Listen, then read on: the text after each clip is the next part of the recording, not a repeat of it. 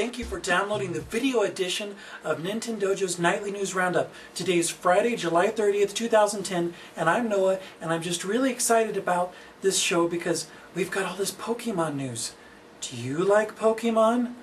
I do. And I've got all this great news about the black and white versions, which I think are coming out next year or something, but that doesn't matter. I want to get to the details. First of all, who's the evil team that's going to be thwarting your every move? You might have remembered Team Rocket and some other teams, but they're all gone.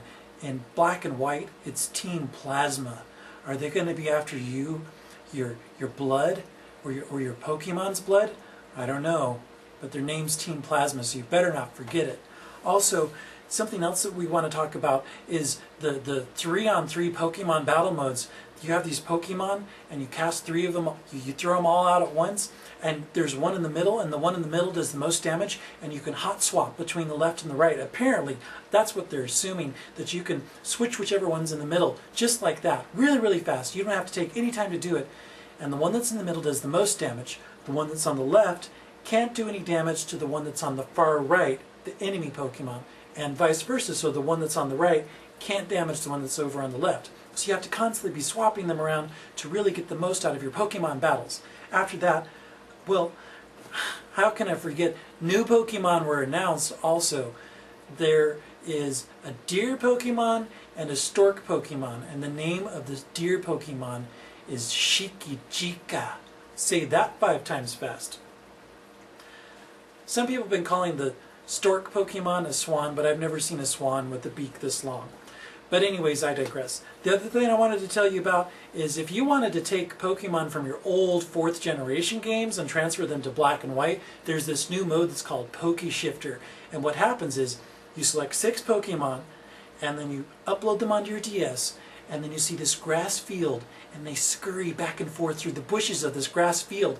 And what you have to do on the touchscreen is use a slingshot and slingshot these Pokeballs at them. And then if you capture them in the grass field, then they're transferred, and that's the Poke Shifter.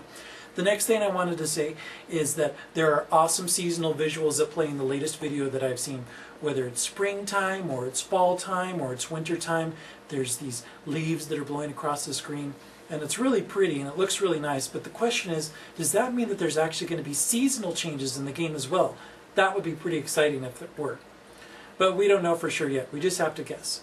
I think that's all the stuff I want to tell you about Pokemon. Oh wait! Of course, the most important part is actually, you remember how there was Pokemon contests in the previous game where you could do little competitions with your Pokemon? Well, those have been upgraded to the Pokemon Musical in black and white. And in the Pokemon Musical, what you do is you can pick up to 4 Pokemon and you can accessorize them with purses and microphones and headdresses and all these, and wigs and all this other stuff. And then you get them to dance as a group on a stage to music, of course. It's really cool. It's not High School Musical, but it's Pokemon, so it's way better. I have 2 more stories for you. They're not as exciting about Pokemon, but I wanted to do the best first. But these are by no means unexciting news stories.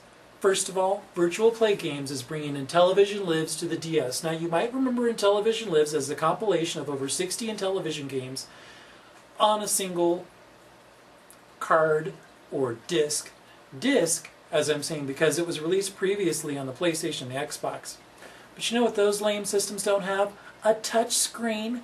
And the DS version is going to actually replicate the 12-button keypad controller that Intellivision used. So you can get an even more authentic Intellivision experience on this cool DS version that's coming out in September of 2010. The last bit of news is also related to another game that's coming out later this year, GoldenEye 007 for Wii. Now, one of the exciting developments is that we've heard that a DS version is going to be coming out, and it's being developed by N-Space. Eurocom is developing the console version.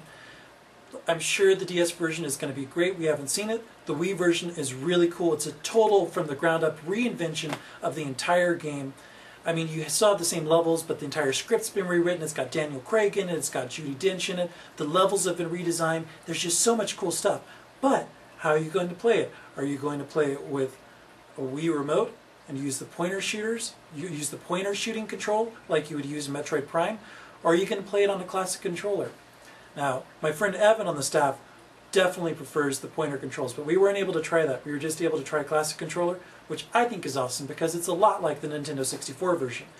Well, as it turns out, Activision has cooked up a really cool incentive for you if you happen to be the Classic Controller type for your GoldenEye experiences.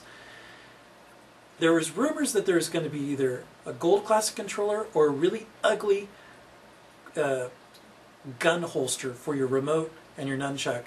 Looks really bad.